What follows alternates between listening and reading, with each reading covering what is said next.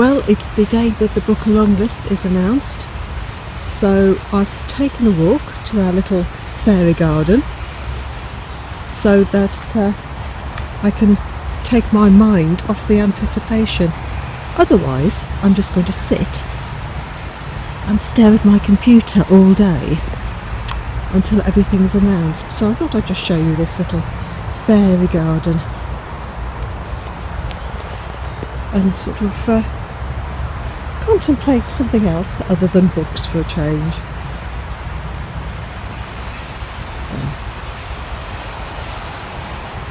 Well, by the time I get back, maybe the list will have been announced.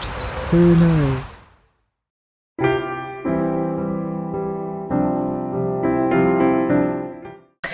Well, the book along list has been announced, and I'm not going to go through all 13 because everybody else will be doing that.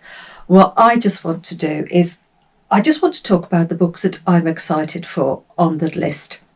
I was absolutely thrilled to see Maddie Mortimer's Maps of Our Spectacular Bodies was on there because I absolutely love that one.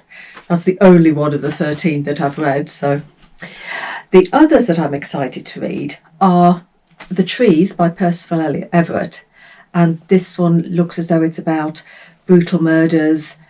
It's a sort of dig at racism, police violence. That looks really interesting. Another one that I'm interested in is Glory by Treacle Walker, if I've pronounced that correctly. And this one looks as though it's a chorus of animal voices.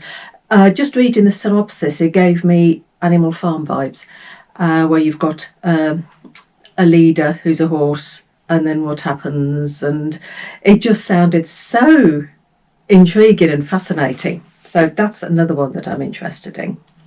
Treacle Walker by Alan Garner looks as though it's going to be a fusion of myth and magic, all the sorts of stuff that I like. So that is another one that looks as though it's going to be really good to read. Night Crawling by Lila Motley. I've heard so many wonderful things about this. This sort of 20-year-old debut novel about this 17-year-old who's brought in to do a deal with the police to expose police corruption, looking at the dark corners of an adult world. I've heard so many good things about that, so I'm interested to read that one as well. And then The Seven Moons of Marley Almeida. This one sounds absolutely fascinating because Marley is dead and he has 7 moons to contact people he loves to lead them to information that is absolutely going to rock Sri Lanka. So it's almost, this ghost has got a race against time, and it just sounds, it's a sort of magic realism or that type of thing. So that sounds excellent.